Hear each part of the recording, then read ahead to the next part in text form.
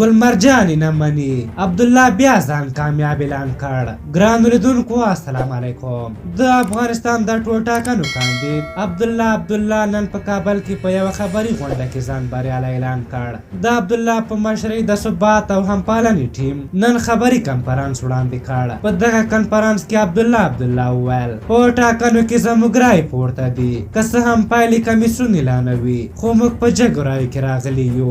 د تقلب رای چې باطلې شي له دې مو هم رای لوړېږي. ټاکنې دوهم پړاو ته نه ځي او زموږ ټیم بریالی ده. هغه زیاته کړه ټاکنې وسع او سراسري وي. له ټاکنیزو کمیسیونونو مننه کوو، البته ځینې مسایل هم شته چې باید جدي پام ورته وشي. هغه وویل چې له بایومتریک پرته رای ورته د منلو نه دي. نوموړي د خپلو څرګندونو پر مهال دا هم وویل چې ځینې هغه چارواکي به محاکمې ته راکش کړي چې د ده په خبره په ټاکنو کې مستقیمه لاسوهنه کړې ده. عبدالله چې په تیرو ټاکنو کې په ګل مرجاني نه مني مشهور و، دا ځل هم هڅه کوي چې د بایللو په صورت کې هم لږ تر لږه اجرایي ریاست ترلاسه کړي. که څه هم کمیسیون له کاندیدانو غوښتي و چې ځانونه د مخکې له مخکې کامیاب نه اعلانوي، خو عبدالله دا کار وکړ او باور دا دی چې عبدالله په دې کار سره غواړي د خلکو ذهنونه ګډوډ کړي او د نتیجې د اعلان په وخت کې خلک راوپاروي